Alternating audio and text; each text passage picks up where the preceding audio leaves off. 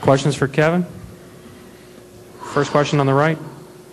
Steve Ashburner, MinPost.com. Steve, how you doing, man? Good, good.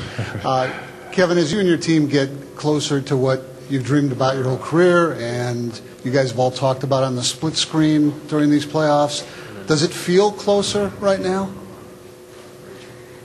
At this moment, a little bit. A little bit. We know we're 3-1.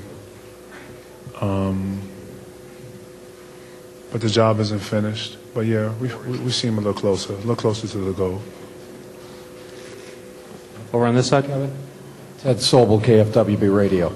One win away. All right, can you taste it? And second of all, how do you deal with overconfidence, knowing that you're going to be heavily favored to not lose 3 straight? Yeah, I can taste it. But at the same time, I think Pose said this in the locker room, he and Sam. We know that we have obviously 1 win away from our goal, and that's the focus. Nothing more, nothing less than that. You know, it's not a thing of being overconfident. I thought tonight we fought back, you know, not giving up, continuing to understand there was 3 more quarters to play.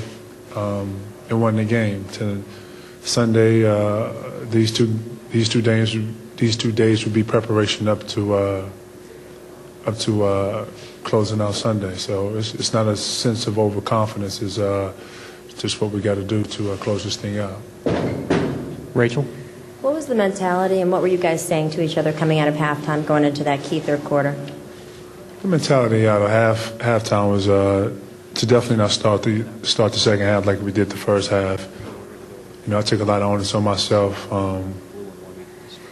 This is a horrible first quarter for myself personally, and you know, I take a lot of credit in my defense and trying to be the anchor. And I just thought I was a terrible example to start. So first off, I wanted to be a lot more aggressive, obviously on the offensive end, but defensively I wanted to be sound. And third quarter was probably the most important because it sets the tone for how it's going to be, how the second half is going to be played. And I thought we came out with a lot more energy. We executed.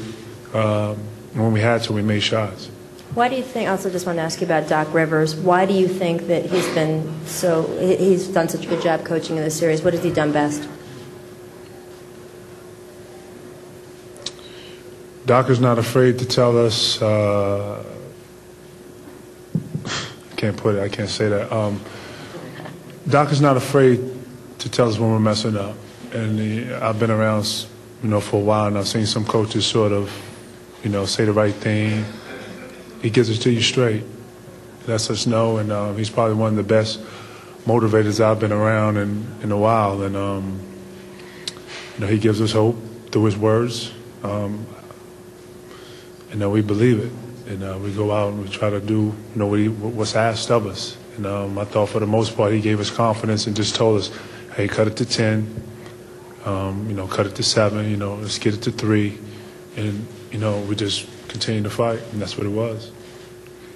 Kevin, you talked about Jay Adonde, ESPN.com. You talked about that offensive aggressiveness. Can you go into detail on that, especially in the fourth quarter? You were getting inside the paint, backing people down more than we've seen you do this series. I told y'all that I wasn't happy with my game 3, and you know, I'm not perfect, but I knew after watching the tape, even before I put the tape in, I knew what kind of focus I had to have in this game, and it had to be an aggressive mode. From the giddy up, I missed the easy layup to begin the game with, but for the most part, I was trying to put the pressure on Lamar and then on Powell and whoever, but at the same time trying to understand the traps and the different schemes they were doing defensively. In the second half, I thought I did a better job of just being patient. They didn't really trap that much second half. They went straight up. And when they did trap, I was able to find either E-House or James Posey, and they hit shots. Sam on the left. Sam Smith, MSNBC Sports. How much, when you got down like you did, was there a confidence because of your ability to rely on your defense, which has been the best all season in the league and effective all throughout these playoffs, that you have confidence that you can come back because of the way you play defense? Well, we don't lack any confidence. They're playing at home, man, and home is always where your heart is and where you're most comfortable. And, you know, for them to come out the way they did, I think LO came out really aggressive. He wasn't nearly aggressive as he was the second half. But we don't lack any confidence, you know. Our biggest thing is consistency on the defensive end, like you said. And we view ourselves as a defensive team that can score. And when we got down, we just relied on our defense. You know, if you look at it, they got layups and free throws. They really didn't shoot the ball. And I think LO had a couple of jumpers and maybe Kobe. But other than that, they was, you know, layup after layup. So I felt like, we felt like once we shut that down, it was pretty sound after that. AG, Victor Brick, AM 570 KLAC Radio in Los Angeles. How you doing, man? Hey, man. Humongous third quarter for you, KG, but the Lakers seem to lose their aggression. Did you sense a point in the third quarter when they started losing that aggressive attitude they had in the first half? Well, this team is, if you watch them and you paid attention to them all year, you know, usually the first half is, you know, team ball. You know, second half is, you know, usually, you know, Kobe takes over the games, and like you said, they wasn't nearly as aggressive as they were the first half. It just looked like, you know, they wanted to get the ball to Kobe and him sort of, you know, finish it off, and just what it looked like to me. They didn't really look like cohesive like they did in the first half. But at the same time, I thought we took the layups away. I thought we made them go to the second and third options. You know, we're giving Kobe everything, every look we got in the book, you know, from different matchups to, you know, trapping them to, you know, a guy on the bottom. So, you know, we're just making other guys make plays. Back right. Hi, Kevin John Davis from TSN. You talked about Kobe normally takes over in the second half. Can you talk about how Paul contained him?